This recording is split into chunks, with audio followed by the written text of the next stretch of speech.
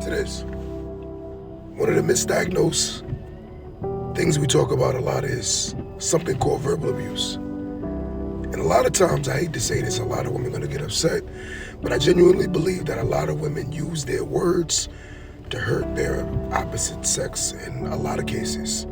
But if you say it, they tend to get upset about it, but they don't want to identify that this is a major issue that we need to fix. But this is 6 things that'll happen if you keep disrespecting your man or your husband. Number 1, your kids will learn to disrespect them. By them seeing you are constantly disrespect your man, they will ultimately feel the same way. When you're arguing with your man, the number 1 rule is to step away from your children. You don't want to create habits that your children will take on based on seeing your behaviors. Kids are naturally creatures of what they see, what they learn, and the environment they come from. So understand that your children will start disrespecting their father just based on the way you talk to them. Number 2, something that people don't talk about is emasculation. When you talk down on a man, you emasculate him. And by emasculating a man, you kill the number 1 premise of what a man believes is healthy in a relationship, which is respect. When a man is not being respected, you ultimately kill any sense of love that this man could have. Deep down, you're breaking this man down to the point where he won't become the best version of himself. Hurting a man's ego, hurting a man's pride will ultimately create a very unhealthy man. Very toxic too. 3, with strength comes unity. And with no unity, there's no strength.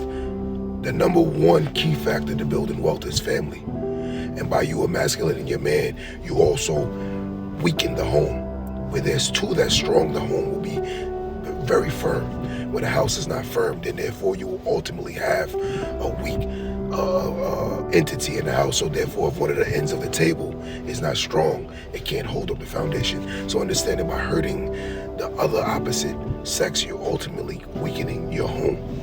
Number 4, you damage your peace.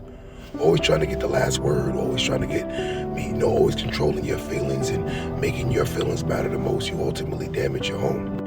And the reason being is because a lot of times you have a lot of women who just have this mentality where it's not about learning, it's about being right. And that's when you have an issue within yourself. That's a level of it, very immaturity that you have to get past. A lot of women, I hate to say this, would rather be wrong but right in their head, but wrong rather than let you be right. And that's not healthy at all. Number 5, you're molding a daughter that will create very toxic patterns. So therefore your children will see how mommy behaves, and the way mommy behaves towards men, you'll notice that she'll behave towards men.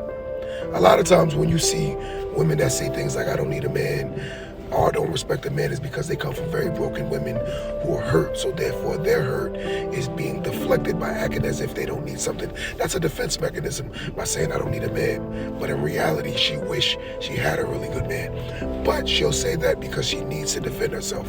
When you have people that raise children with this mentality, you ultimately create one of the weakest foundations, and that's the single parent home. The single parent home is 10 times weaker than a 2-family home in most cases.